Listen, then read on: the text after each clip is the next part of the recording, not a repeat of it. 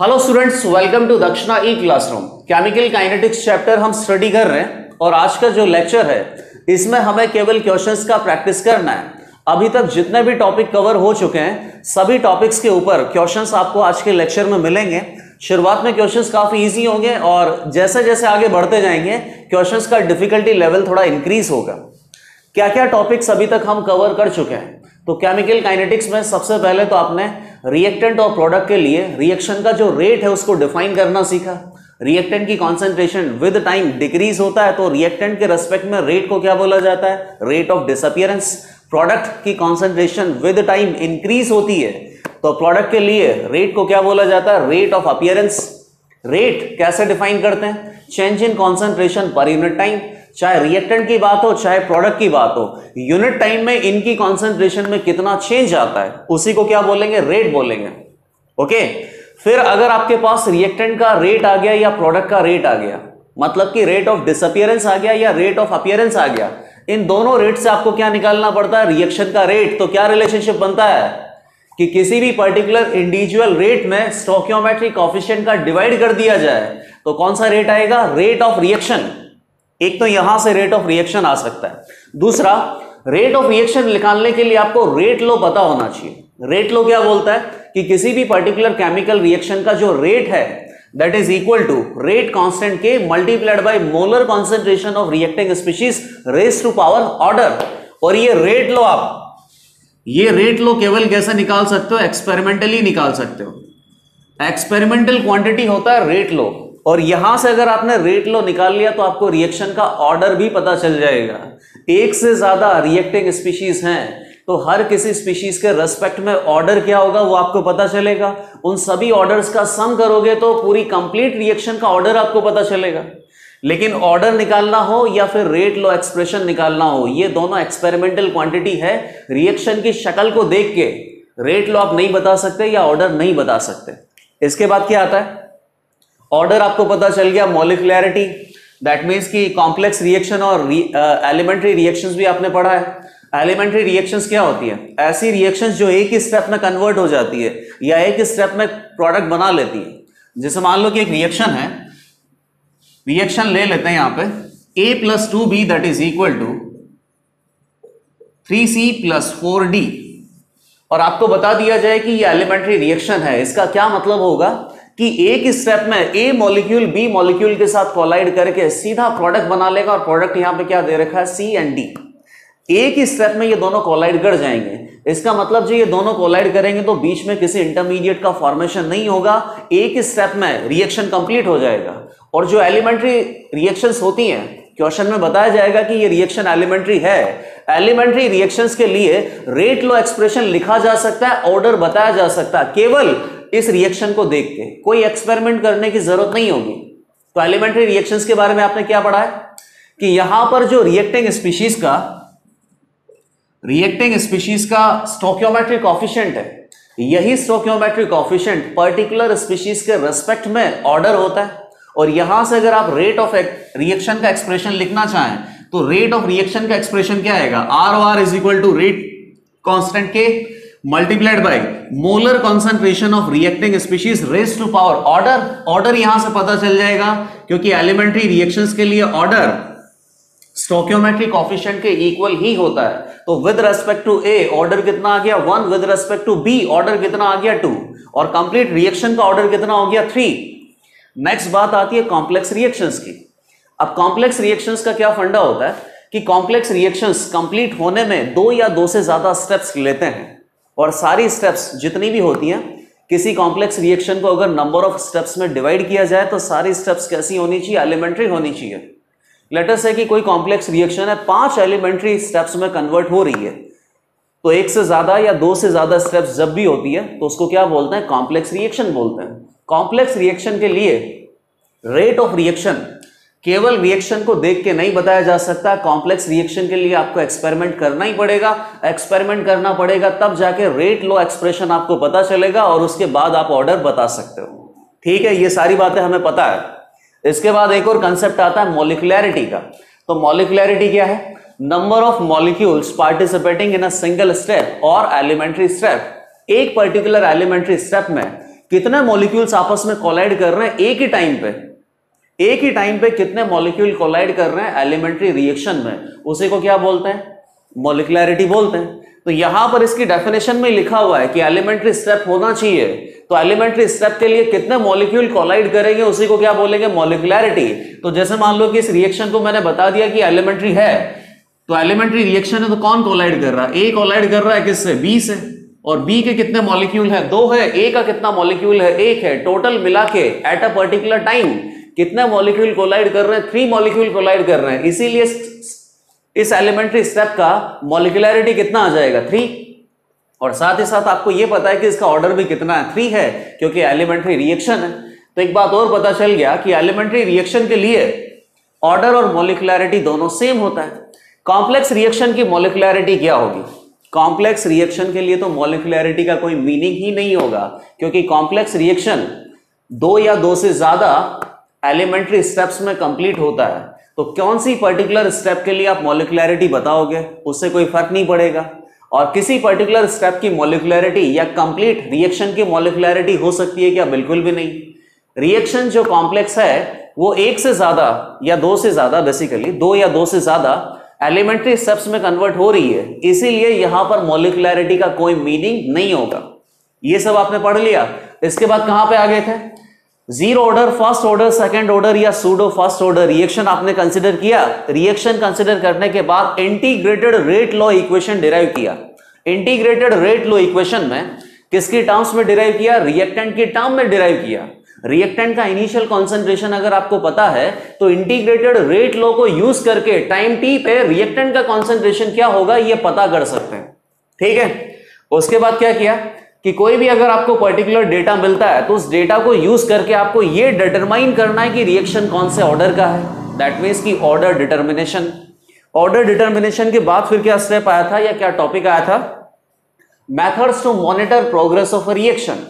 जब भी reaction progress करता है तो रिएक्शन के बारे में आपको कोई ऑब्जर्वेशन दिया जाता है। ऑब्जर्वेशन जैसे कि गैसियस रिएक्शन है तो आपको टोटल प्रेशर मिल जाएगा, या रिएक्शन में एक पर्टिकुलर प्रोडक्ट गैसियस बन रहा है तो गैसियस प्रोडक्ट का वॉल्यूम दिया जा सकता है किसी कांस्टेंट टेम्परेचर पे, या फिर रिएक्शन में जो भी रिएक्टेंट रिएक्ट करके प्रोडक्ट बना रहे हैं, प्रोडक्ट कितना बना है इसका एस्टिमेशन लगाने के लिए प्रोडक्ट का टाइट्रेशन आप किसी और टाइट्रेटिंग एजेंट के साथ कर सकते हो। इस तरीके से टाइट्रेटिंग एजेंट का जो वॉल्यूम है वो भी आपको एज अ ऑब्जर्वेशन दिया जा सकता है। किसी भी तरीके से आपको ऑब्जर्वेशन मिले, इन ऑब्जर्वेशंस को यूज करके आपको क्या बताना होगा कि रिएक्टेंट का इनिशियली क्या कॉन्सेंट्रेशन रहा होगा, दैट मीन्स कि ए नॉट, और रिएक्टेंट का टाइम टी पे कॉन्सेंट्रेशन क्या रहा होगा, that means A not minus x. A not और ए नॉट माइनस एक्स का वैल्यू अगर आपको मिल गया तो फिर आपको यहां पर रिपोर्ट किया जाएगा कि रिएक्शन कौन सा है, फर्स्ट ऑर्डर है। फर्स्ट ऑर्डर का जो इंटीग्रेटेड रेट लॉ होता है उसमें ए नॉट और ए नॉट माइनस एक्स का वैल्यू पुट करो तो रेट कांस्टेंट के का वैल्यू आ जाएगा। इस तरीके से किसी भी रिएक्शन की जो प्रोग्रेस है उसे मॉनिटर किया जाता है। फर्स्ट क्वेश्चन दिया हुआ है, ध्यान से पढ़ना है इसे। एक रिएक्शन है 2A that is equal to B plus 3C, और इस रिएक्शन के लिए आपको इंडिविजुअली रिएक्टेंट और प्रोडक्ट का रेट दे रखा है। रिएक्टेंट का रेट कैसा होता है, रेट ऑफ डिसअपियरेंस होता है, और रेट ऑफ डिसअपियरेंस में जो रिएक्टेंट की कॉन्सेंट्रेशन है वो विद टाइम डिक्रीज करती है। तो पहली बात तो आप रेट कैसे लिखोगे, dA/dt, और dA/dt बेसिकली नेगेटिव क्वांटिटी होगा, इसको पॉजिटिव बनाने के लिए क्या करना पड़ेगा, माइनस लगाना पड़ेगा। तो हमेशा रेट ऑफ डिसअपियरेंस को ऐसे ही लिखा जाता है, माइनस dA/dt, और रेट ऑफ अपीयरेंस बेसिकली आपको क्या दे रखा है, dB/dt and dC/dt। Individual A, B और C का आपको रेट दे रखा है। इनके एक्सप्रेशन में यहां पे क्या लिखा हुआ, K1, K2 और K3 लिखा हुआ है। अब आपको यह पता करना है कि K1, K2 और K3 के बीच में रिलेशनशिप क्या है। तो बहुत इजी क्वेश्चन हो गया, क्योंकि आपको पता है कि इंडिविजुअल रिएक्टेंट या प्रोडक्ट का जो रेट होता है, इस रेट में स्टोइकियोमेट्रिक कोएफिशिएंट का डिवाइड कर दिया जाए तो ये रेट ऑफ रिएक्शन के इक्वल आ जाता है। तो फर्स्ट रिएक्टेंट ए से आप देखिए, minus dA/dt is equal to what, K1 into A square, ठीक है। अगर आप इसमें 2 का डिवाइड कर देते हो तो दोनों तरफ पहली बात तो 2 का डिवाइड करना पड़ेगा। अगर आप इसमें 2 का डिवाइड कर देते हो तो ये किसके इक्वल आ जाएगा, रेट ऑफ रिएक्शन के इक्वल आ जाएगा। रेट ऑफ रिएक्शन कितना हो जाएगा, K1 divided by 2 into A square. Similarly B में आपको क्या दे रखा है, dB/dt, और dB/dt की वैल्यू कितनी है, K2 इंटू ए स्क्वायर। अगर आप इसमें 1 का डिवाइड कर देते हो, दोनों तरफ 1 का डिवाइड करना पड़ेगा, 1 का डिवाइड कर देते हैं तो कोई फर्क तो पड़ेगा नहीं, लेकिन ये किसके इक्वल आ गया, रेट ऑफ रिएक्शन के इक्वल आ गया। कितना हो गया, K2 into A square. Similarly in terms of C आपको क्या रिएक्शन का rate, sorry in terms of C क्या आपको रेट ऑफ अपीयरेंस दे रखा है, dc by dt that is equal to K3 into A square. और dc बाई dt में अगर आप 3 का डिवाइड कर देते हो तो ये किसके इक्वल आ जाएगा, रेट ऑफ रिएक्शन के। तो रेट ऑफ रिएक्शन यहां से कितना हो जाएगा, K3 divided by 3 into A square. अब यहां से देख लीजिए, रेट ऑफ रिएक्शन का जो एक्सप्रेशन है वो तो बेसिकली एक ही होना चाहिए, अलग अलग कैसे हो सकता है, रिएक्शन ही एक है तो रिएक्शन की जो रेट का एक्सप्रेशन होगा वो भी एक ही होगा। इसका मतलब K1 बाई 2 और K2 और K3 बाई 3 का जो वैल्यू है ये सेम ही होना चाहिए। किसके इक्वल आएगा, रिएक्शन का जो भी रेट कांस्टेंट है उसके इक्वल आना चाहिए। रेट कांस्टेंट बेसिकली आपको क्या दे रखा है, K दे रखा है, तो ये सभी वैल्यूज K के इक्वल आनी चाहिए। ये आपको नहीं पता करना है, पता क्या करना है कि इन तीनों के बीच में रिलेशनशिप क्या होगा। तो यहां से आप देखो कि रेट ऑफ रिएक्शन हर जगह से सेम आना चाहिए। सेम आने के लिए क्या करना पड़ेगा, K1 divided by 2 that is equal to K2 that is equal to K3 divided by 3। बहुत इजी सा क्वेश्चन था, केवल आपको यह पता रखना था कि इंडिविजुअल रेट में स्टोइकियोमेट्रिक कोएफिशिएंट का डिवाइड करने से रेट ऑफ रिएक्शन के इक्वल आ जाता है। और इस तरीके से आप हर किसी दैट मींस कि रिएक्टेंट और प्रोडक्ट की जो रेट आपको दे रखी है उसमें K1, K2 और K3 के बीच में रिलेशनशिप फाइंड आउट कर सकते हो। नेक्स्ट क्वेश्चन देखिए, इस क्वेश्चन में आपको बेसिकली क्या दे रखा है कि किसी भी पर्टिकुलर रिएक्शन का जो रेट है इन टर्म्स ऑफ कॉन्सेंट्रेशन डिफाइन किया जाता है, change in concentration per unit time. Late us say कि dt टाइम में dc कॉन्सेंट्रेशन में चेंज आ रहा है, तो dc कॉन्सेंट्रेशन में चेंज है dt टाइम में, तो टाइम का अगर आप डिवाइड कर दोगे तो क्या आ जाएगा, concentration change per unit time, per unit time. और इसी को हम क्या बोलते हैं, रेट। और रेट यहां पर बेसिकली कैसे डिफाइन हुआ है, इन टर्म्स ऑफ कॉन्सेंट्रेशन। अब गैसियस मिक्सचर की बात है जहां पर टेम्परेचर और वॉल्यूम आपको कांस्टेंट दे रखा है, तो इस गैसियस मिक्सचर के लिए गैस का प्रेशर तो होता ही है, नंबर ऑफ मोल तो हर किसी के होते हैं। आपको यहां पे रेट डिफाइन करना है इन terms of pressure, that means कि dp बाई dt। जितना भी प्रेशर में चेंज हो रहा है पर यूनिट टाइम निकालना है, या फिर जितने भी नंबर ऑफ मोल में चेंज हो रहे हैं पर यूनिट टाइम निकालना है। तो इन terms of dn by dt and dp by dt reaction का रेट आपको डिफाइन करना है। तो कोई दिक्कत नहीं है, आइडियल गैस के लिए हम PV इक्वल टू nRT से कॉन्सेंट्रेशन की जो टर्म है वो इन टर्म्स ऑफ नंबर ऑफ मोल निकाल सकते हैं या इन टर्म्स ऑफ प्रेशर निकाल सकते हैं। और ये जो वैल्यू है dc बाई dt कॉन्सेंट्रेशन की टर्म में जो रिएक्शन का रेट है, चाहे तो हम रिएक्शन की रेट को नंबर ऑफ मोल की टर्म्स में भी ट्रांसफर कर सकते हैं या फिर प्रेशर की टर्म में भी ट्रांसफर कर सकते हैं। तो क्या बनेगा, ये dc बाई dt कॉन्सेंट्रेशन की जगह क्या लिखा जा सकता है, number of mole divided by volume that is equal to dc by dt। Volume constant है गैसियस मिक्सचर का, दैट मींस कि 1/v into dn by dt that is equal to dc by dt। तो dn by dt और dc by dt में आपने एक relationship निकाल लिया। अब आपको किस में निकालना है, dp बाई dt और dc बाई dt में आपको एक रिलेशनशिप बताना है। तो अगेन बताइए, dc by dt is equal to d, concentration कितना होगा, pv equal to nRT, P upon RT that is equal to N by V, number of mole divided by volume. इसी को क्या बोलते हैं, कॉन्सेंट्रेशन बोलते हैं। तो कॉन्सेंट्रेशन की जगह क्या लिखा जा सकता है, P upon RT, P upon RT। आपको पता ही है कि टेम्परेचर और गैस कांस्टेंट दोनों कांस्टेंट ही है। गैस कांस्टेंट तो वैसे भी कांस्टेंट होता है, टेम्परेचर यहां कांस्टेंट दे रखा है, तो कितना बनेगा 1 upon RT dP by dt। Pressure variable है गैस का, तो रिलेशन क्या आ गया, dc by dt that is equal to 1 upon RT into dP by dt।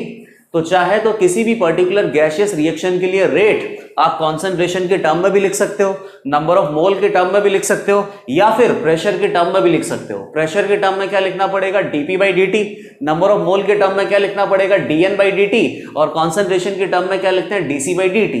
लेकिन जब भी आपको अगर dn बाई dt या dp बाई dt यूज करना हो तो पहले dc बाई dt के साथ इसका एक्चुअल रिलेशनशिप यूज करना पड़ेगा। ओके, नेक्स्ट क्वेश्चन है, ध्यान से पढ़ो इसे।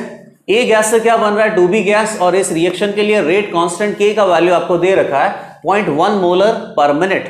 रिएक्टेंट A का इनिशियल कॉन्सेंट्रेशन है 0.5 मोलर, और 4 ग्राफ दे रखे हैं। इन चारों ग्राफ में से करेक्ट आपको चूज करना है। ग्राफ किस में दे रखे हैं, molar concentration of B, that means कि molar concentration of product versus time. तो प्रोडक्ट का किसी भी पर्टिकुलर टाइम t पे कॉन्सेंट्रेशन क्या होगा ये आपको निकालना है। और उसके अकॉर्डिंगली ग्राफ को चूज करना है। प्रोडक्ट की कॉन्सेंट्रेशन क्या होगी ये फाइंड आउट करने के लिए आपको क्या पता करना पड़ेगा कि टाइम टी पे रिएक्टेंट का कॉन्सेंट्रेशन क्या होगा। टाइम टी पे रिएक्टेंट का कॉन्सेंट्रेशन पता है, इनिशियल कॉन्सेंट्रेशन पता है, तो आप ये फाइंड आउट कर सकते हो कि रिएक्टेंट की कितनी मोलर कॉन्सेंट्रेशन ने रिएक्ट किया है, रिएक्टेंट कितना रिएक्ट हुआ है, ये अगर आपको पता चल गया तो प्रोडक्ट कितना फॉर्म हुआ है ये आपको पता चल जाएगा। जैसे मान लो कि ए की 1 मोलर कॉन्सेंट्रेशन रिएक्ट करती है तो प्रोडक्ट बी का कितना मोलर कॉन्सेंट्रेशन बनेगा, बेसिकली 2। इसी तरीके से मोल कंसेप्ट से फाइंड आउट किया जा सकता है, लेकिन पहले आप ये पता करो कि ए का जो रिएक्टेंट जो है इसकी कॉन्सेंट्रेशन में डिक्रीमेंट किस तरीके से हो रहा है। तो इंटीग्रेटेड रेट लो आपको ए के लिए देखना पड़ेगा, रिएक्टेंट के लिए देखना पड़ेगा। इंटीग्रेटेड रेट लो कौन सा यूज करोगे, फर्स्ट ऑर्डर, जीरो ऑर्डर। इसके लिए तो आपको ऑर्डर ऑफ रिएक्शन पता होना चाहिए। ऑर्डर ऑफ रिएक्शन कहीं नहीं दे रखा, लेकिन आप रेट कांस्टेंट के का यूनिट देखो, मोलर पर मिनट, और ये रेट कांस्टेंट का यूनिट किसके लिए होता है, जीरो ऑर्डर रिएक्शन के लिए। जीरो ऑर्डर रिएक्शन है तो जीरो ऑर्डर रिएक्शन के लिए आप चाहें तो रिएक्टेंट ए का मोलर कॉन्सेंट्रेशन किसी भी पर्टिकुलर टाइम टी पे फाइंड आउट कर सकते हो। साथ ही साथ आपको यह भी पता है कि रिएक्टेंट ए का जो जीरो ऑर्डर में आपको रिएक्शन दे रखा है, zero order reaction finite time में कंप्लीट होता है। फाइनाइट टाइम में कंप्लीट होता है मतलब कि पर्टिकुलर टाइम टी के बाद रिएक्टेंट ए कंप्लीटली कंज्यूम हो जाएगा, और कंप्लीटली कंज्यूम हो जाएगा तो प्रोडक्ट बी का बनना बंद हो जाएगा। प्रोडक्ट बी की कॉन्सेंट्रेशन बेसिकली एक पर्टिकुलर टाइम टी के बाद कांस्टेंट हो जाएगी, क्योंकि रिएक्टेंट ही खत्म हो गया तो प्रोडक्ट बनेगा कहां से। तो ग्राफ कौन सा हो सकता है, ए और सी हो सकता है, क्योंकि किसी भी पर्टिकुलर टाइम टी के बाद बी की जो कॉन्सेंट्रेशन है वो कांस्टेंट हो चुकी है। अब उसके बाद ए और सी में से आपको चूज करना है, तो बताना रिएक्टेंट ए के रेस्पेक्ट में जीरो ऑर्डर रिएक्शन का, रिएक्टेंट ए के रेस्पेक्ट में जीरो ऑर्डर रिएक्शन का जो इंटीग्रेटेड रेट लो होगा वो क्या होगा, A0 minus AT that is equal to KT। A0 आपको पता है कितना है, 0.5 मोलर। AT कितना हो जाएगा, 0 जब रिएक्शन कंप्लीट हो जाएगी, that is equal to K into T। तो टाइम यहां से कितना आ गया, 5 मिनट का आ गया बेसिकली। तो 5 मिनट के बाद रिएक्शन कंप्लीट हो गई, दैट मींस कि रिएक्टेंट ए कंप्लीटली कंज्यूम हो गया। रिएक्टेंट ए कंप्लीटली कंज्यूम हो गया दैट मींस कि प्रोडक्ट बन गया। तो 5 मिनट पे कितना प्रोडक्ट बन जाएगा, अब ये यहां से फाइंड आउट कर लो। 1 मोल से कितना बनता है, 2 मोल, या 1 मोलर कॉन्सेंट्रेशन से इसका कितना बनेगा, 2 मोलर कॉन्सेंट्रेशन। तो 0.5 मोलर कॉन्सेंट्रेशन से कितना बन जाएगा, 1.0 मोलर कॉन्सेंट्रेशन, जस्ट डबल। कितने टाइम में, 5 मिनट में। तो ग्राफ अपने पास कौन सा सही होगा, सी वाला। बी की मोलर कॉन्सेंट्रेशन 1.0 होने में कितना टाइम लगता है, 5 मिनट का टाइम लगता है, और इसके बाद बी का जो मोलर कॉन्सेंट्रेशन है वो कांस्टेंट हो गया, क्योंकि रिएक्टेंट ए कंप्लीटली रिएक्ट कर गया, तो प्रोडक्ट अब बनेगा किससे। नेक्स्ट क्वेश्चन है, which of the following statement is incorrect. 4 statement आपको दे रखे हैं और ये चारों स्टेटमेंट आपकी थ्योरेटिकल नॉलेज टेस्ट करेंगे। किसके बारे में, order, molecularity, elementary reaction and complex reaction, इन चारों टॉपिक्स के बारे में। सबसे पहला स्टेटमेंट आप देखिए, a second order reaction must be bimolecular elementary. तो ये गलत हो गया, ऐसे ही गलत हो गया। Second order reaction must be, word क्या यूज किया गया है, must be. Bimolecular elementary, elementary reaction है तो हमें पता है कि उसकी जो मॉलिक्युलरिटी है वही ऑर्डर के इक्वल होता है। बायमॉलिक्यूलर है तो उसका ऑर्डर कितना होगा, 2। लेकिन एलिमेंट्री रिएक्शन और बायमॉलिक्यूलर ही होना चाहिए सेकंड ऑर्डर को, ये तो गलत हो गया। कोई कॉम्प्लेक्स रिएक्शन भी तो सेकंड ऑर्डर रिएक्शन हो सकती है, और कॉम्प्लेक्स रिएक्शन के लिए मॉलिक्युलरिटी का कोई मीनिंग तो होता नहीं है। तो अगर यहां मस्ट बी की जगह क्या लिखा होता, मे बी लिखा होता, तो ये स्टेटमेंट सही होगा। लेकिन अभी कैसे गलत हो गया कि कोई कॉम्प्लेक्स रिएक्शन भी हो सकती है जो सेकंड ऑर्डर हो सकती है। जरूरी नहीं है कि एलिमेंट्री और बायमॉलिक्यूलर रिएक्शन ही सेकंड ऑर्डर होगी। सेकंड स्टेटमेंट क्या है, अब बायमॉलिक्यूलर एलिमेंट्री रिएक्शन दे रखा है बायमॉलिक्यूलर, मतलब कि मॉलिक्युलरिटी 2 है, ऑर्डर भी कितना होगा, 2 होगा। Must be of second order, ये बिल्कुल सही है। सी ऑप्शन आप देखिए, इसमें सी ऑप्शन में क्या दे रखा है, zero order reaction must be a complex reaction, ये भी एकदम सही है। कोई भी एलिमेंट्री रिएक्शन जीरो ऑर्डर नहीं हो सकता।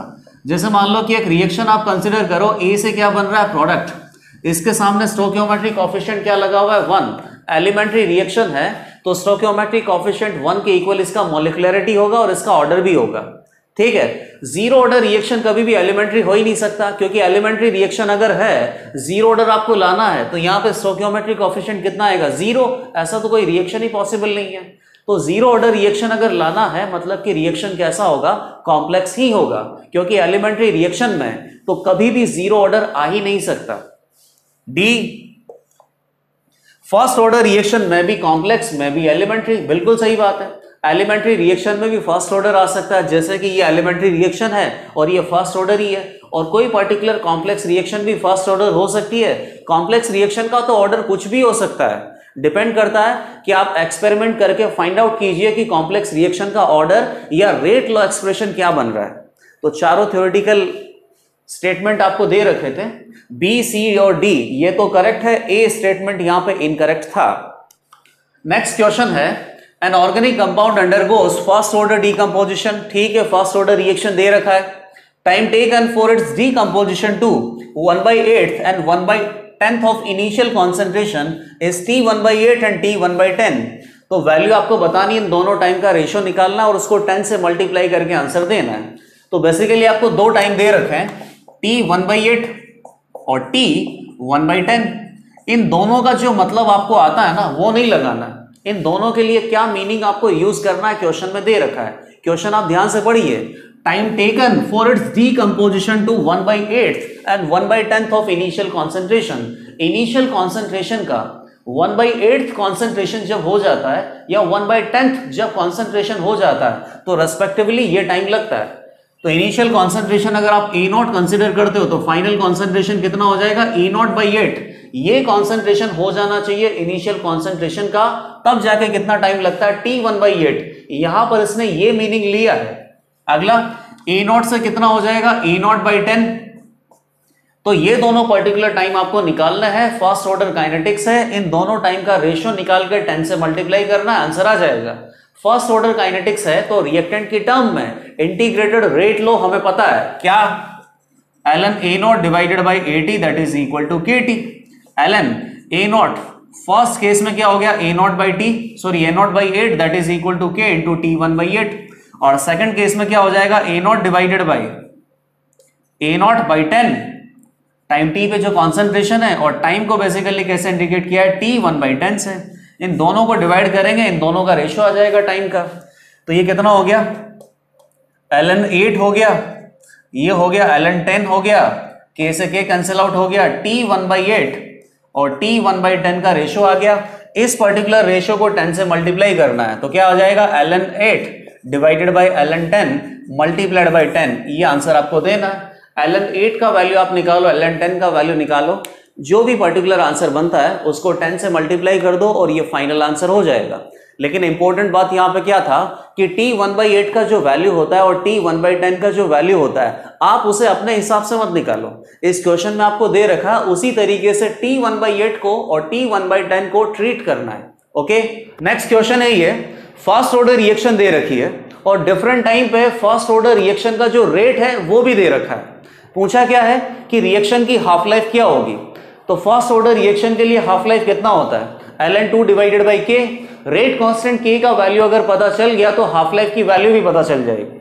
बताइए क्या क्या डेटा आपको दे रखा है। रेट ऑफ रिएक्शन दे रखा है 0.04 molar per minute and 0.03 molar per minute at time t equal to 10 minute and at time t equal to 20 minute पे। दो अलग अलग टाइम पे रेट ऑफ रिएक्शन दे रखा है। तो बताइए फर्स्ट ऑर्डर के लिए रेट ऑफ रिएक्शन का एक्सप्रेशन क्या होगा, k into molar concentration of reacting species A raise to power 1, order 1 है। रेट ऑफ रिएक्शन का जो रिलेशनशिप है रेट कांस्टेंट k के साथ और किसी भी पर्टिकुलर टाइम t पे रिएक्टेंट की कॉन्सेंट्रेशन के साथ है।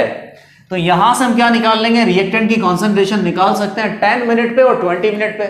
दोनों कॉन्सेंट्रेशन की वैल्यू अगर आपको पता चल गई तो इंटीग्रेटेड रेट लो यूज करो, फर्स्ट ऑर्डर का रेट कांस्टेंट k आ जाएगा। रेट कांस्टेंट k से हाफ लाइफ की वैल्यू निकाली जा सकती है। तो रेट ऑफ रिएक्शन में k का डिवाइड करेंगे तो क्या आ जाएगा, molar concentration of reacting species A at any time t। तो ये कितना हो गया 0.04 divided by k, rate constant k is equal to molar concentration of reactant A at 10 minute. 20 minute पे इसकी कॉन्सेंट्रेशन क्या होगी, सेम फॉर्मूले से आप फाइंड आउट करो तो कितना हो जाएगा 0.03 डिवाइडेड बाई k मोल या मोलर। दोनों कॉन्सेंट्रेशन की वैल्यू मिल गई 10 मिनट पे और 20 मिनट पे। इन टर्म्स ऑफ k मिला है, कोई दिक्कत नहीं है। फर्स्ट ऑर्डर के लिए इंटीग्रेटेड रेट लो क्या होता है, ln A0 divided by AT that is equal to KT। Initial concentration assume कर लेते हैं रिएक्टेंट का A0। अब इसी फॉर्मूले को अप्लाई करो, ln A0 divided by AT का वैल्यू कितना है 0.04 divided by K that is equal to K into time कितना दे रखा है 10 मिनट। सेकेंड टाइम अप्लाई किया, ln A0 divided by AT का वैल्यू कितना है 0.03 divided by K equal to K into 20 minute. दो इक्वेशन बन गया और इन दोनों इक्वेशन में वेरिएबल क्या है, रेट कांस्टेंट K वेरिएबल है और इनिशियल कॉन्सेंट्रेशन A वेरिएबल है। लेकिन एक जो वेरिएबल है यहाँ पे बेसिकली इनिशियल कॉन्सेंट्रेशन A0, ये तो कट जाएगा। किस तरीके से, सेकंड रिएक्शन में से फर्स्ट रिएक्शन को सब्सट्रैक्ट कर दो 2 - 1, तो राइट हैंड साइड में क्या बचेगा 20K माइनस 10K, 10K बच जाएगा यहाँ पे और इधर कितना आ जाएगा ln A0 divided by 0.03 K ऊपर है, इसमें से ये अगर माइनस होगा तो बेसिकली डिवाइडेशन में चला जाएगा, कितना हो जाएगा A0 K और ऊपर आ जाएगा 0.04, ये सब कट गया, कितना बच गया ln 4/3 that is equal to 10K। तो K का वैल्यू कितना आ गया ln 4/3 डिवाइडेड बाई 10, टाइम किस में लिया था मिनट में, तो रेट कांस्टेंट K की वैल्यू क्या आ जाएगी पर मिनट। फर्स्ट ऑर्डर रिएक्शन का जो रेट कांस्टेंट होता है उसका यूनिट क्या आता है पर टाइम आता है, टाइम यहाँ पे किसमें मिनट में है, इसीलिए फर्स्ट ऑर्डर रिएक्शन का जो रेट कांस्टेंट है कितना आ गया ln 4/3 डिवाइडेड बाई 10 पर मिनट। रेट कांस्टेंट K की वैल्यू आ गई।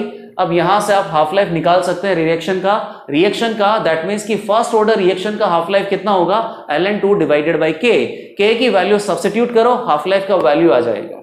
नेक्स्ट क्वेश्चन है, for a reaction A + 2B that is equal to C, rate constant K is given. और इस पर्टिकुलर रिएक्शन के लिए आपको एक्सपेरिमेंट करके 3 डेटा सेट यहाँ पे दे रखे। इन तीनों एक्सपेरिमेंट में रिएक्टेंट A और रिएक्टेंट B का मोलर कॉन्सेंट्रेशन क्या है ये भी दे रखा है और इस पर्टिकुलर मोलर कॉन्सेंट्रेशन पे रिएक्शन का जो रेट आएगा वो आपको दे रखा है।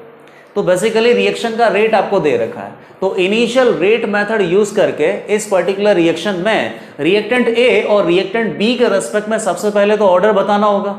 ऑर्डर पता चलने के बाद नेक्स्ट क्वेश्चन क्या दिया हुआ है, कोई अदर एक्सपेरिमेंट ये कर रहे हैं जिसमें initial concentration of reactant A and B 0.5 molar and 0.1 molar है, तो 50 मिनट के बाद इस रिएक्शन का रेट क्या होगा।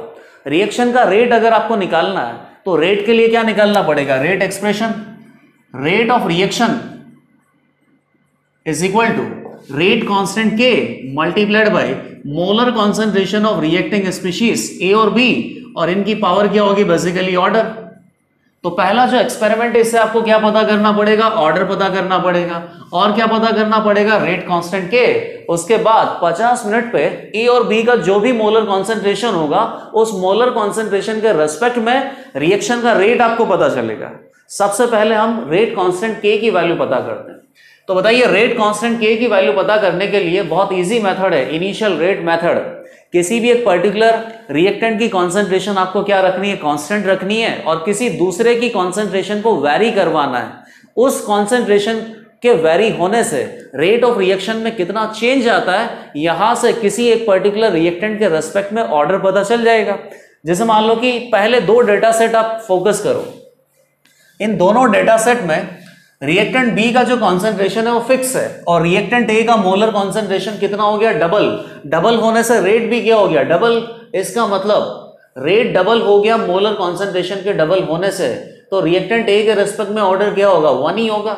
निकाल के देख लेते हैं, rate of reaction is equal to K into A⁻x B⁻y। Again rate of reaction क्या हो गया, डबल, तो 2 into ROR that is equal to K into A की कॉन्सेंट्रेशन क्या हो गई, डबल x, और B की कॉन्सेंट्रेशन सेम है y, दोनों को डिवाइड कर लो, ये सब कट जाएगा, कितना बचा 1/2 is equal to 1/2 x is equal to कितना हो गया 1। x की वैल्यू आ गई है 1, रिएक्टेंट A के रेस्पेक्ट में ऑर्डर आ गया 1। रिएक्टेंट B पे आते हैं, रिएक्टेंट B का कॉन्सेंट्रेशन चेंज करना है, रिएक्टेंट A का कॉन्सेंट्रेशन सेम रखना है, और फिर यहां से रेट ऑफ रिएक्शन में जो चेंज आएगा उसे नोटिस करो। तो सेकेंड और थर्ड डेटा सेट पे आप देखिए, रिएक्टेंट A का कॉन्सेंट्रेशन सेम है, रिएक्टेंट B का कॉन्सेंट्रेशन डबल हो गया, तो rate of reaction basically same है। रेट ऑफ रिएक्शन सेम है, इसका मतलब क्या हुआ कि रिएक्टेंट बी की कॉन्सेंट्रेशन पे रेट ऑफ रिएक्शन डिपेंड नहीं करता है, नहीं डिपेंड करता है, तो बी के रेस्पेक्ट में ऑर्डर कितना आ जाएगा? 0। तो रिएक्टेंट ए के रेस्पेक्ट में ऑर्डर आ गया 1, रिएक्टेंट बी के रेस्पेक्ट में ऑर्डर आ गया 0, ए के रेस्पेक्ट में ऑर्डर आ गया 1, बी के रेस्पेक्ट में कितना आ गया? 0। तो रेट ऑफ रिएक्शन का जो एक्सप्रेशन है वो क्या हो जाएगा? K into A raise to power 1 B raise to power 0, ROR is equal to K into A raise to power 1। First order reaction है बेसिकली ये, और इसमें केवल रिएक्टेंट ए की कॉन्सेंट्रेशन पे ये पर्टिकुलर रिएक्शन डिपेंड करती है, रिएक्टेंट बी की कॉन्सेंट्रेशन पे ये पर्टिकुलर रिएक्शन डिपेंड नहीं करता है। अब आगे बात है, रिएक्टेंट ए का कॉन्सेंट्रेशन आपको दे रखा है, रिएक्टेंट बी का कॉन्सेंट्रेशन दे रखा है किसी अदर एक्सपेरिमेंट में, और ये पूछा है कि रेट ऑफ रिएक्शन 50 मिनट के बाद क्या होगा। तो 50 मिनट के बाद अगर आपको रेट ऑफ रिएक्शन निकालना है तो क्या पता होना चाहिए? K, और क्या पता होना चाहिए? रिएक्टेंट ए का कॉन्सेंट्रेशन आफ्टर 50 मिनट, क्योंकि रिएक्टेंट बी का कॉन्सेंट्रेशन तो हमें पता करना नहीं है, उसका कोई यूज भी नहीं है। तो सबसे पहले रेट कांस्टेंट K का वैल्यू पता करते हैं।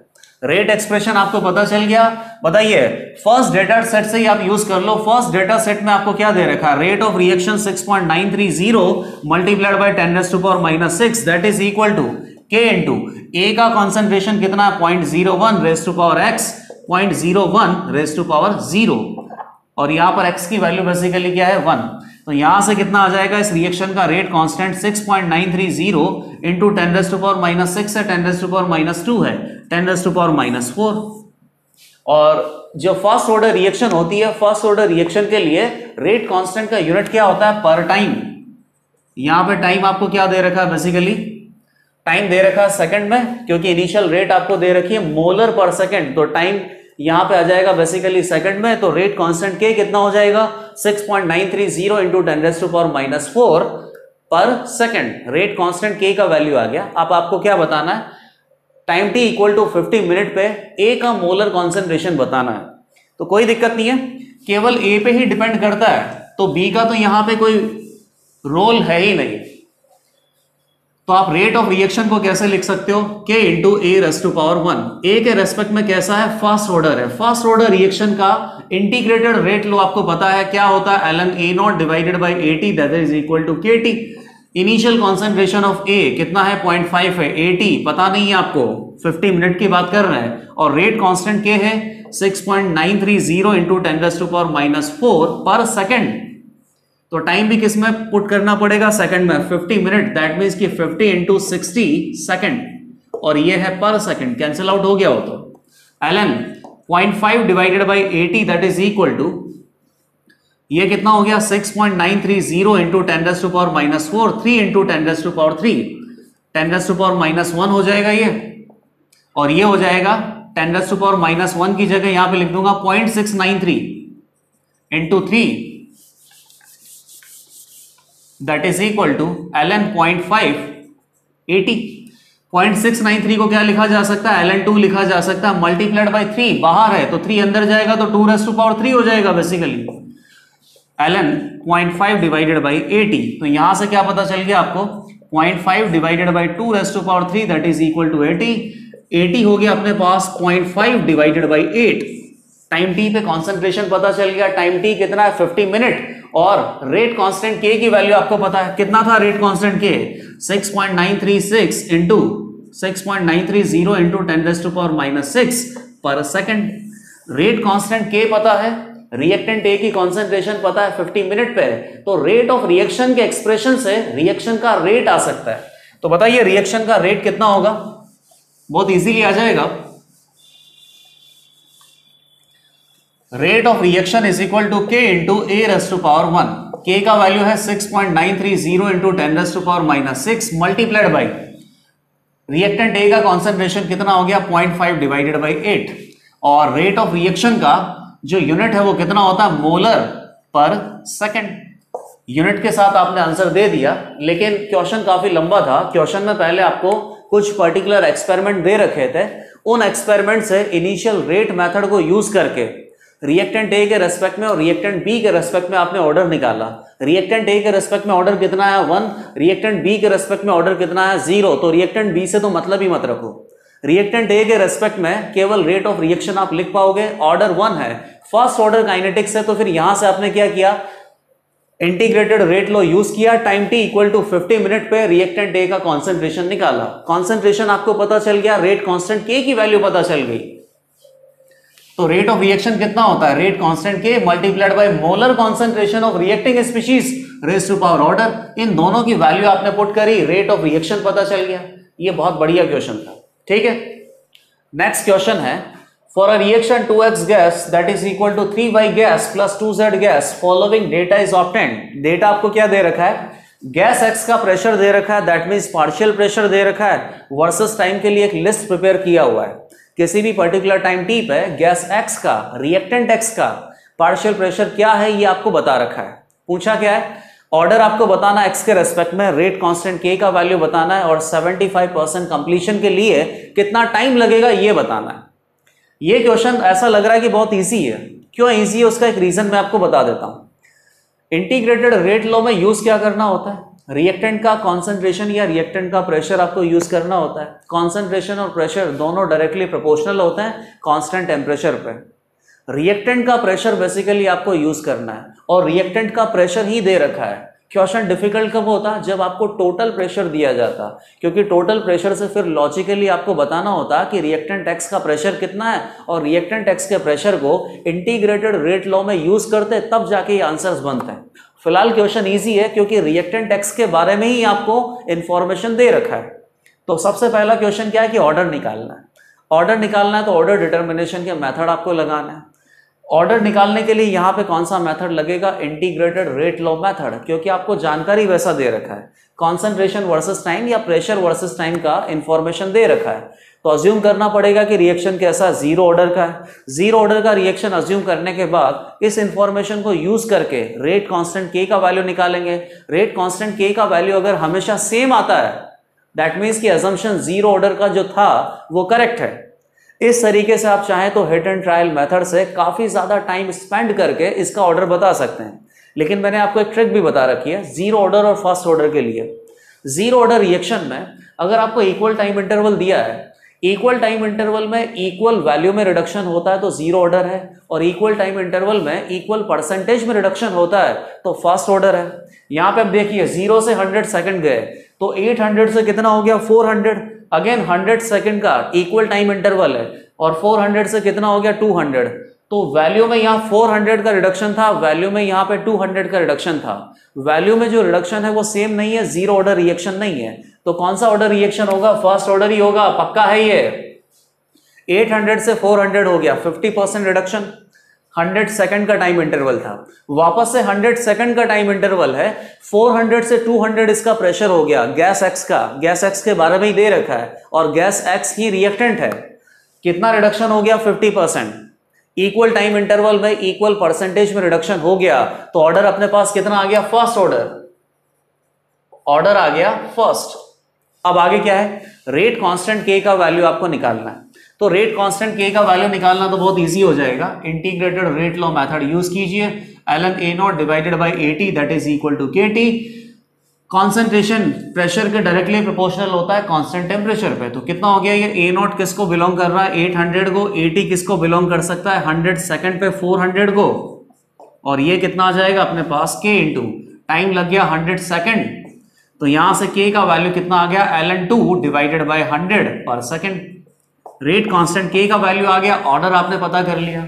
अगला क्वेश्चन क्या है कि 75% कंप्लीट होने में कितना टाइम लगेगा, यहीं से दिख रहा है 0 to 100 सेकंड में कितना कंप्लीट हो गया 50%, अगली बार कितना कंप्लीट होगा 50 का 50%, दैट मींस कि टोटल मिला के कितना कंप्लीट हो जाएगा 75%, और 75% कंप्लीट होने में कितना टाइम लग रहा है 200 सेकंड लगता है। ये हमें फर्स्ट ऑर्डर के बारे में पता ही है कि 75% कंप्लीट होने में कितना टाइम लगता है, जितना 50% कंप्लीट होता है उस टाइम का डबल लगता है। 800 से 200 हो गया, कितना रिडक्शन हो गया 600 का, और 600 का रिडक्शन 600 विद रेस्पेक्ट टू 800 कितना होता है 75% ही होता है, तो 75% तो यहाँ पे रिएक्ट कर चुका है और लेफ्ट कॉन्सेंट्रेशन या लेफ्ट प्रेशर कितना है 200 है, तो थर्ड अपने पास आंसर कितना आ गया 200 सेकंड लगेंगे 75% रिएक्शन को कंप्लीट होने में। अब अगला क्वेश्चन और दे रखा है, कि partial pressure of gas X जब 700 हो जाता है तो टोटल प्रेशर निकालना है। रिएक्शन को लिखिए, X गैस 2X गैस, इससे क्या बन रहा है 3Y gas plus 2Z gas. Initial concentration या इनिशियल प्रेशर इसका कितना 800, प्रोडक्ट का कितना होगा 0। At time t equal to 0 पे ही आपको दे रखा है time t equal to t, t आपको नहीं फाइंड आउट करना है। इसका प्रेशर बेसिकली कितना हो गया 700, दैट मींस 800 माइनस 100, तो ये कितना हो गया 700। 100 का रिडक्शन हो रहा है तो यहाँ कितना इंक्रीमेंट होगा, 2 के लिए कितना बनता है 3, तो 1 के लिए कितना बनेगा 3/2, तो 100 के लिए कितना होगा 3/2 × 100, और ये 2 के लिए कितना बनता है 2, दैट मींस 1 के लिए कितना बनेगा 1, तो 100 से कितना बनेगा 100। तो अभी यहाँ पे X गैस का प्रेशर कितना हो जाएगा 700, Y गैस का प्रेशर कितना हो गया 3/2 × 100 कितना हो गया ये 150, और Z गैस का प्रेशर कितना हो गया 100। तो प्रेशर टोटल जब X गैस का प्रेशर 700 है कितना आ जाएगा 950 mmHg। क्वेश्चन बहुत इजी था क्योंकि क्वेश्चन में आपको टाइम का वैल्यू दे रखा था और किसी भी पर्टिकुलर टाइम t पे रिएक्टेंट की कॉन्सेंट्रेशन, दैट मींस कि रिएक्टेंट का प्रेशर क्या था वो भी आपको दे रखा था। सबसे पहले ऑर्डर फाइंड आउट किया, ऑर्डर फाइंड आउट करने के बाद integrated rate law method use किया जिससे क्या आ जाएगा रेट कांस्टेंट के। उसके बाद आपने फाइंड आउट कर लिया कि 75% कंप्लीट होने में कितना टाइम लगा, और फिर फाइंड आउट कर लिया कि किसी भी पर्टिकुलर टाइम t पे जब X गैस में से 100 प्रेशर का रिडक्शन होता है तो इसका कितना प्रेशर हो जाएगा 700, और जब इसका 700 हो जाएगा तो Y और Z का कितना रहा वो फाइंड आउट किया, तीनों के प्रेशर को ऐड कर दिया, टोटल प्रेशर आ गया। ठीक है, नेक्स्ट क्वेश्चन है a gaseous decomposition reaction A gas that is equal to 2B gas plus C gas is observed to be of first order over axis of liquid water at 25 degree centigrade. Liquid water के ऊपर एक reaction करवा रहे हैं। Initially reactant A present है gaseous state में, और reactant A से क्या बन जाता है प्रोडक्ट B और C बन जाता है, दोनों गैसियस हैं, और ये रिएक्शन लिक्विड वाटर की सरफेस के ऊपर करवा रहे हैं। ये यहाँ पे जो लिक्विड वाटर आपको दे रखा है ना ये बहुत इंपॉर्टेंट है, और वाटर आपको किस में दे रखा है एक्सिस में, और इसकी सरफेस के ऊपर ये रिएक्शन हो रही है। क्या इंपॉर्टेंस अभी समझ में आ जाएगा। इसके बाद क्या दे रखा है कि किसी भी पर्टिकुलर टाइम t 10 मिनट पे और time t equal to infinite after a very long time इस सिस्टम का जो प्रेशर है वो आ गया 188 टोर एंड 388 टोर। दोनों प्रेशर आपको दे रखे हैं, total pressure of the system time t equal to 10 minute पे, time t equal to infinite पे। तो टोटल प्रेशर से बेसिकली आपको क्या निकालना होगा गैस A का प्रेशर, और गैस A का प्रेशर अगर आपको पता चल गया at time t equal to 0, that means कि इनिशियल प्रेशर आपको पता चल गया time t equal to 10 minute, मतलब कि t टाइम पे प्रेशर पता चल गया, तो यहां से आप ये निकाल सकते हो रेट कांस्टेंट K का वैल्यू। क्योंकि रिएक्शन कौन सी ऑर्डर की दे रखी है फर्स्ट ऑर्डर की, तो फर्स्ट ऑर्डर का जो इंटीग्रेटेड रेट लॉ होता है उसमें ये दोनों यूज करने से रेट कांस्टेंट K का वैल्यू आ जाएगा। लेकिन अब आप समझिए ये किस रिएक्शन को आप लिक्विड वाटर की सरफेस के ऊपर करवा रहे हो, तो यहां पर किसी भी पर्टिकुलर टाइम t पे जो टोटल प्रेशर आप कैलकुलेट करोगे वो टोटल प्रेशर किसका होगा गैस A का प्लस गैस B का प्लस गैस C का। और भी कुछ है क्या, लिक्विड वाटर की सरफेस के ऊपर अगर रिएक्शन होगा तो किसी भी पर्टिकुलर टेम्परेचर पे जो वॉलेटाइल लिक्विड होता है, वॉलेटाइल लिक्विड यहाँ पे क्या दे रखा है वाटर, वाटर का भी तो वेपर प्रेशर होता है, और वो वेपर प्रेशर आपको दे रखा है, कितना दे रखा है 28 mmHg एट 25 डिग्री सेंटीग्रेड। और आपको पता है कि किसी भी पर्टिकुलर टाइम t पे वॉलेटाइल लिक्विड का जो वेपर प्रेशर हो वो कांस्टेंट होता है, वेपर प्रेशर की वैल्यू कभी भी चेंज नहीं होती। तो यहां पर जब आप ये प्रेशर निकाल रहे हो टोटल सिस्टम का, उस टोटल सिस्टम के प्रेशर में लिक्विड वाटर का वेपर प्रेशर भी एडेड है। तो पहले आपको क्या करना पड़ेगा, इस टोटल प्रेशर में से लिक्विड वाटर का जो वेपर प्रेशर है, वेपर प्रेशर क्यों जनरेट हो गया, क्योंकि वॉलेटाइल लिक्विड में से कुछ मॉलिक्यूल्स लिक्विड स्टेट में से कहाँ चले गए वेपर स्टेट में, और इन वेपर स्टेट के मॉलिक्यूल्स की वजह से जो प्रेशर जनरेट होता है उसको क्या बोलता है वेपर प्रेशर। ये वेपर प्रेशर की वैल्यू आपको माइनस करनी पड़ेगी। किसका वेपर प्रेशर है, ये वाटर का। इस वाटर के वेपर प्रेशर की वैल्यू माइनस करोगे तब जाके आपके पास gas A plus gas B plus gas C का टोटल प्रेशर होगा। तो बताइए 28 अगर माइनस करोगे तो कितना बच गया 160 total pressure at time t, और total pressure at time t equal to infinity पे आपको कितना दे रखा होगा 360। दोनों प्रेशर की वैल्यू आपके पास है, और ये प्रेशर बेसिकली कैसा है टोटल प्रेशर। टोटल प्रेशर से आपको ये फाइंड आउट करना है कि गैस ए का प्रेशर इनिशियली कितना होगा और time T equal to 10 minute पे कितना होगा। तो ये क्वेश्चन हो गया अपने पास methods to monitor progress of reaction, और उसमें सबसे पहला जो मेथड आता है प्रेशर मेजरमेंट का। रिएक्शन क्या है, ए गैस से क्या बन रहा है 2b gas plus C gas.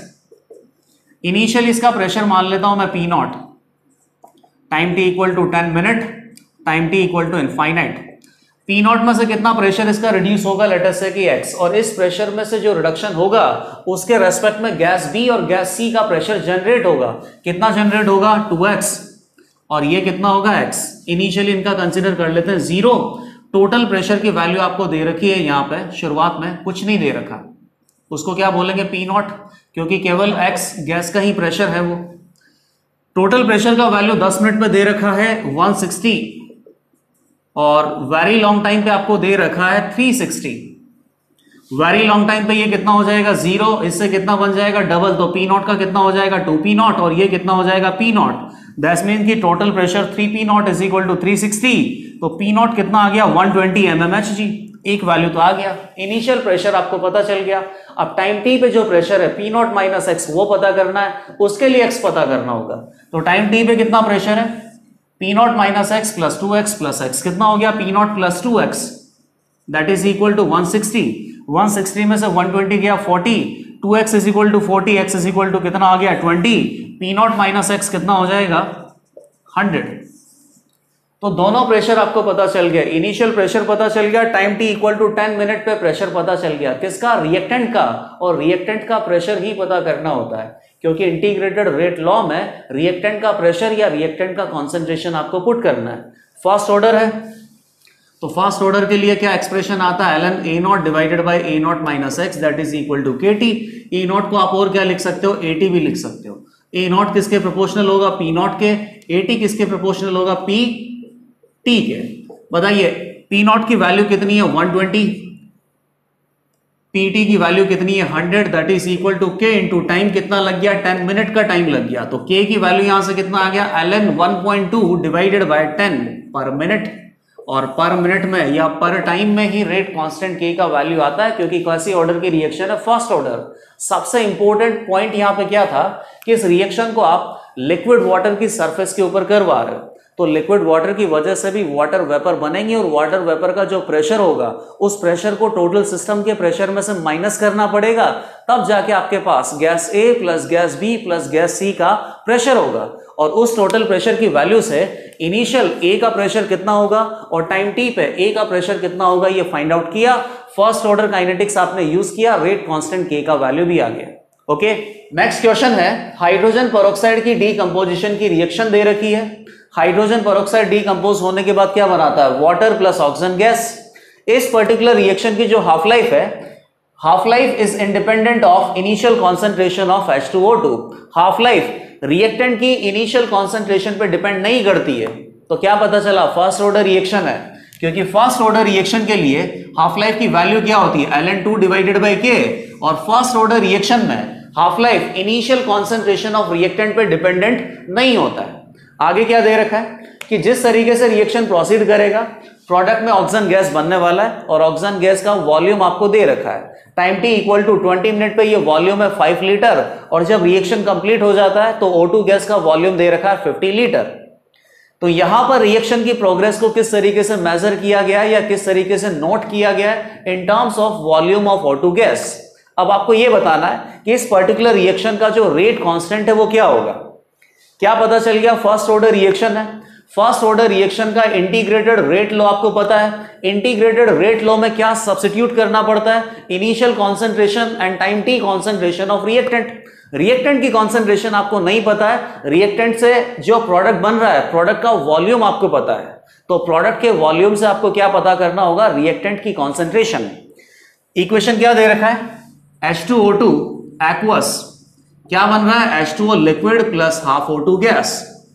Initially let us say कि H2O2 के कितने मोल है, A nought, time T equal to 0 पे, तो प्रोडक्ट के मोल बेसिकली कितने हैं, 0। प्रोडक्ट दैट मींस कि O2 गैस के मोल अगर 0 है तो उसका वॉल्यूम भी कितना होगा, 0। V नॉट का वैल्यू आपको क्या दे रखा है, 0 लीटर या 0 मिलीलीटर।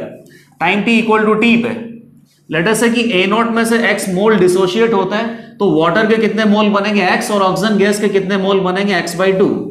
इन मोल के रेस्पेक्ट में ऑक्सीजन गैस का कोई पर्टिकुलर वॉल्यूम आएगा, time t equal to T, that means 20 minute पे ऑक्सीजन गैस का वॉल्यूम कितना है 20 लीटर, और ये 20 लीटर इसके मोल के प्रोपोर्शनल होगा, क्योंकि टेम्परेचर और प्रेशर की वैल्यू आपको क्या दे रखी है, फिक्स। तो Vt का वैल्यू आपको दे रखा है 20 litre. Again time t equal to infinite पे ये कितना हो जाएगा 0, और ये कितना बनेगा A नॉट मोल, ये कितना बनेगा A nought by 2 mole. A nought by 2 मोल के रेस्पेक्ट में ऑक्सीजन गैस का वॉल्यूम कितना दे रखा है 50 लीटर। V इंफिनिटी वॉल्यूम से आपको बेसिकली क्या निकालना है कि H2O2 का जो इनिशियल कॉन्सेंट्रेशन या initial number of mole A nought और टाइम t पे जो नंबर ऑफ मोल है A नॉट माइनस एक्स, ये दोनों पता करना है। तो बताइए गैस के मोल कितने X/2, mole is directly proportional to volume, volume कितना हो गया 20 लीटर, सॉरी 5 लीटर है,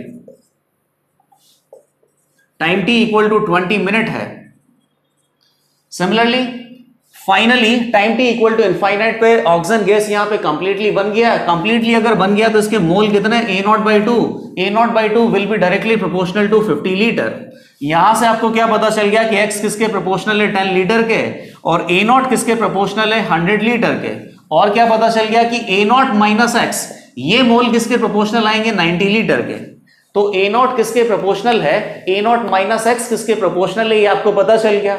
A नॉट और A नॉट माइनस एक्स दोनों क्या है, मोल्स ऑफ रिएक्टेंट। रिएक्टेंट कौन है, हाइड्रोजन पेरोक्साइड। हाइड्रोजन पेरोक्साइड की टर्म में या हाइड्रोजन पेरोक्साइड का ये जो रिएक्शन है कैसा है, फर्स्ट ऑर्डर है। फर्स्ट ऑर्डर का इंटीग्रेटेड रेट लॉ अब यूज करना है। फर्स्ट ऑर्डर के लिए इंटीग्रेटेड रेट लॉ क्या होता है, ln A nought divided by A nought minus X that is equal to KT। A nought और A नॉट माइनस एक्स यहाँ पे क्या होता है, कॉन्सेंट्रेशन। कॉन्सेंट्रेशन आप बेसिकली कैसे निकालोगे, मोल अपॉन वॉल्यूम से। तो वॉल्यूम का डिवाइड ऊपर भी होगा, वॉल्यूम का डिवाइड नीचे भी होगा, तो वो तो वैसे भी कैंसिल आउट होगा। तो एक तरीके से यहां पर H2O2 के नंबर ऑफ मोल ही पुट कर दो।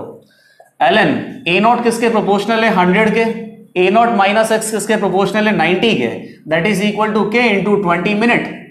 तो यहां से K का वैल्यू कितना आ गया 100, और K का वैल्यू बेसिकली कितना आ जाएगा, ln 50 divided by 45 divided by 20 पर मिनट। काफी इजी क्वेश्चन था। रिएक्शन की जो प्रोग्रेस है आपने वॉल्यूम के टर्म में मेजर किया है। इस रिएक्शन में एक प्रोडक्ट गैसियस था, और गैसियस प्रोडक्ट का किसी भी पर्टिकुलर टाइम t पे वॉल्यूम क्या होगा ये बता रखा था। उस वॉल्यूम से आपने क्या पता किया कि रिएक्टेंट के इनिशियल मोल और टाइम t पे A नॉट माइनस एक्स मोल कितने होंगे।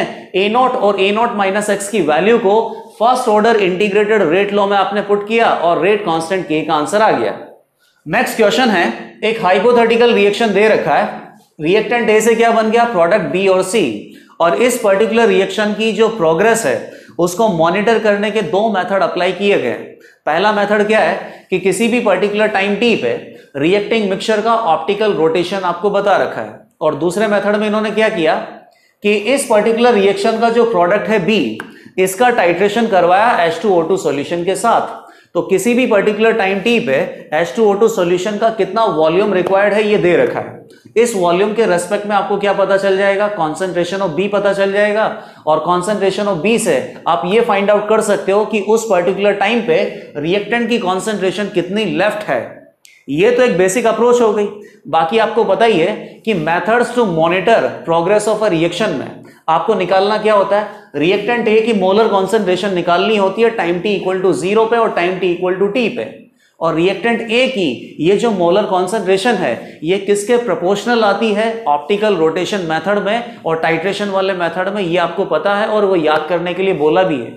ऑप्टिकल रोटेशन मेथड में initial concentration of reactant A nought किसके प्रोपोर्शनल आता है, R infinite minus R not के, और A nought minus x time t पे जो कॉन्सेंट्रेशन है ये किसके प्रोपोर्शनल आता है, R infinite minus R t के। R यहां पर ऑप्टिकल रोटेशन है टाइम t इक्वल टू 0 पे, time t equal to t पे and time t equal to infinite पे, ये दोनों आपको दे रखा है। अब इस रिएक्शन को ध्यान से देखिए क्या लिखा हुआ है। शुरुआत में केवल रिएक्टेंट A है और A कैसा है, ऑप्टिकली एक्टिव, मतलब इसका ऑप्टिकल रोटेशन होगा, R नॉट की वैल्यू कुछ फाइनाइट है। सिमिलरली जैसे जैसे रिएक्शन प्रोग्रेस करता है तो ऑप्टिकल रोटेशन का वैल्यू आपको दे रखा है 40 degree and 10 degree, 40 degree and 10 degree. किसी भी पर्टिकुलर टाइम टी पे ऑप्टिकल रोटेशन का वैल्यू दे रखा है और टाइम अपने पास कितना है 20 मिनट का, और यहां पे टाइम कितना है 50 मिनट का। अगेन और क्या इंफॉर्मेशन दे रखी है कि शुरुआत में केवल ए है और ए ऑप्टिकली एक्टिव है। ए ऑप्टिकली एक्टिव है मतलब इसका ऑप्टिकल रोटेशन फाइनाइट होगा। जैसे जैसे प्रोडक्ट बनता जाता है तो बी और सी ऑप्टिकली इनएक्टिव है, तो time T equal to infinite पे क्या होगा, रिएक्टेंट ए कंप्लीटली खत्म हो जाएगा, केवल कौन बचेगा, बी और सी। और बी और सी दोनों ही ऑप्टिकली इनएक्टिव है। इनएक्टिव है तो ऑप्टिकल रोटेशन बेसिकली कितना आएगा, 0। दैट मींस आर इनफाइनाइट का वैल्यू बेसिकली कितना है, 0 डिग्री। इस पर्टिकुलर इक्वेशन से या इस पर्टिकुलर इंफॉर्मेशन से आपको क्या निकालना है, रेट कांस्टेंट के का वैल्यू निकालना है, और उस रेट कांस्टेंट के की वैल्यू को सेकंड पार्ट में आपको यूज करना है। तो पहले पार्ट से आप बताइए, फर्स्ट ऑर्डर रिएक्शन के लिए ln a nought divided by a nought minus X that is equal to kt। ln a nought की वैल्यू क्या है, r infinite minus r nought. r infinite कितना है, 0। r नॉट की वैल्यू आपको पता नहीं है तो r नॉट रख दो इसको, डिवाइडेड बाय r इनफाइनाइट कितना है, 0। rt की वैल्यू कितनी है, 40 degree is equal to k into 20 minute. एक बार और यूज करना पड़ेगा, ln 0 minus r nought, 0 minus rt का वैल्यू कितना है, 10 degree that is equal to k into 50 minute. ये फर्स्ट इक्वेशन है, ये सेकंड इक्वेशन है। सेकंड इक्वेशन में से फर्स्ट इक्वेशन को माइनस करेंगे तो क्या बचेगा, 50k माइनस 20k कितना हो जाएगा, 30k। राइट हैंड साइड में हो जाएगा 30k और लेफ्ट हैंड साइड वाला भी लिखते हैं, 50k माइनस 20k ये हो गया 30k। इधर कितना हो गया, ln minus R nought divided by minus 10 degree. ये इसमें से माइनस करेंगे तो ln के अंदर ये डिवाइडेशन में चला जाएगा, कितना हो जाएगा, माइनस आर नॉट और माइनस 40 डिग्री। ये क्रॉस हो गया, सारे माइनस कट गए तो कितना आ गया, ln 4 डिवाइडेड बाई 30। टाइम किस में था, मिनट में, तो ln 4 डिवाइडेड बाई 30 पर minute. It is the rate constant of this particular reaction. Rate constant आपको पता चल गया। अब रिएक्शन की प्रोग्रेस को दूसरे तरीके से मेजर करना है। क्या दिया हुआ है कि इस पर्टिकुलर रिएक्शन में, रिएक्शन वापस लिखना पड़ेगा, इस रिएक्शन में केवल B ही H2O2 के साथ टाइट्रेशन में पार्टिसिपेट करता है। तो H2O2 का जो वॉल्यूम है टाइम t इक्वल टू 0 पे और time t equal to t पे और time t equal to infinite पे, ये आपको बताया हुआ है। टाइम t इक्वल टू 0 पे क्या होगा, टाइम t इक्वल टू 0 पे प्रोडक्ट B का फॉर्मेशन अभी नहीं हुआ है, तो प्रोडक्ट B टाइट्रेशन में पार्टिसिपेट करेगा नहीं, तो H2O2 का कितना वॉल्यूम रिक्वायर्ड होगा, बेसिकली 0 ml। आगे बताओ, time t equal to t कितना दे रखा है, 15 मिनट। 15 मिनट पे H2O2 का कितना वॉल्यूम रिक्वायर्ड है, वैल्यू कितना दे रखा है, 15 मिनट पे 40 ml रिक्वायर्ड है। और क्वेश्चन में क्या पूछा है कि time t equal to 60 minute पे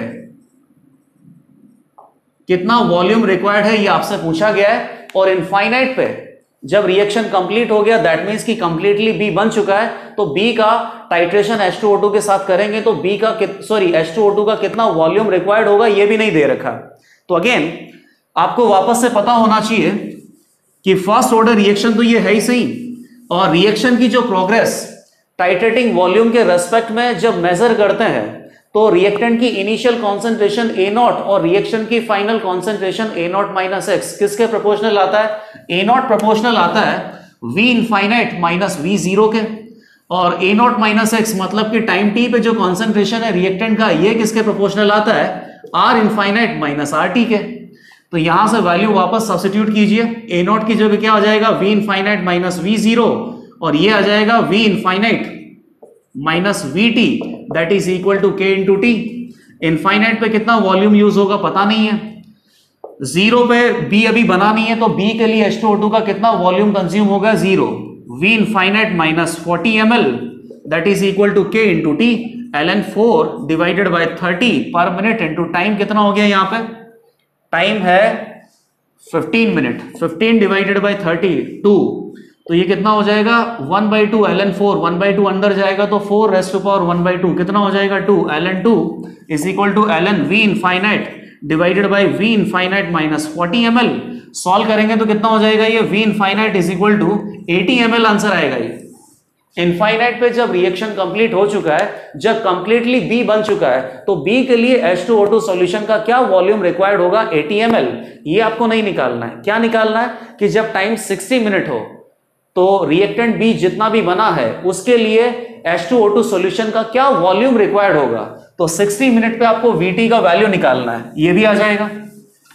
अगेन इस फर्स्ट ऑर्डर काइनेटिक्स के रिलेशन को वापस से अप्लाई करो तो कितना हो जाएगा, ln V infinite minus V0 divided by V infinite minus VT that is equal to KT। ये 80 है, ये 0 है, 80 minus VT that is equal to K ln 4 divided by 30। Time कितना है, 60 मिनट, और ये किस में था, पर मिनट में था, मिनट पर मिनट ये कैंसिल आउट हो गया, ये 2 टाइम्स ln 4 मल्टीप्लाइड बाई 2, 2 अंदर जाएगा तो कितना हो जाएगा 4⁻², तो ये हो जाएगा ln 16, ये हो जाएगा 80 divided by 80 minus VT। Solve करेंगे तो क्या आएगा, 80 divided by 80 minus VT that is equal to 16, ये 5 टाइम्स, और VT का वैल्यू कितना हो गया, 80 minus 5 that is equal to 75 ml। Question काफी इंटरेस्टिंग था और क्वेश्चन काफी लंबा भी है। एक पर्टिकुलर हाइपोथेटिकल रिएक्शन दे रखा था, हाइपोथेटिकल रिएक्शन का जो प्रोग्रेस है आपने मॉनिटर किया ऑप्टिकल रोटेशन से, और किसी भी पर्टिकुलर टाइट्रेटिंग एजेंट के वॉल्यूम कितना रिक्वायर्ड होगा इसके रेस्पेक्ट में। तो ऑप्टिकल रोटेशन से जब आपने रिएक्शन की प्रोग्रेस को मेजर किया तो वहां से क्या आ गया, रेट कांस्टेंट K आ गया। उसके बाद आपको क्या बताया कि time t equal to 15 minute पे H2O2 सॉल्यूशन का इतना वॉल्यूम रिक्वायर्ड है। उससे आपने क्या निकाल लिया कि इनफाइनाइट अगर टाइम हो तो H2O2 सॉल्यूशन का कितना वॉल्यूम रिक्वायर्ड होगा, V इनफाइनाइट की वैल्यू आपने निकाल ली। फिर आपसे क्या बोला कि time t equal to 60 minute पे H2O2 सॉल्यूशन का क्या वॉल्यूम रिक्वायर्ड होगा, तो फर्स्ट ऑर्डर काइनेटिक्स वापस से आपने अप्लाई किया, सारी वैल्यूज सब्स्टिट्यूट करी, तो आंसर कितना आ गया 75 ml। और यहां पर इस पर्टिकुलर क्वेश्चन को सॉल्व करने के लिए केवल एक ही रिक्वायरमेंट था, methods to monitor progress of a reaction में ऑप्टिकल रोटेशन मेथड और टाइट्रेशन मेथड आपने पढ़ा था। और यहां पर जो भी ऑब्जर्वेशंस की वैल्यू मिलती है उस ऑब्जर्वेशंस की वैल्यू को लॉजिकली ट्रांसफॉर्म करना होता है initial concentration of reactant A0 में और final time t concentration of reactant AT में। तो A0 किसके प्रोपोर्शनल आता है, A0 किसके प्रोपोर्शनल आता है, V इनफाइनाइट माइनस V0 के।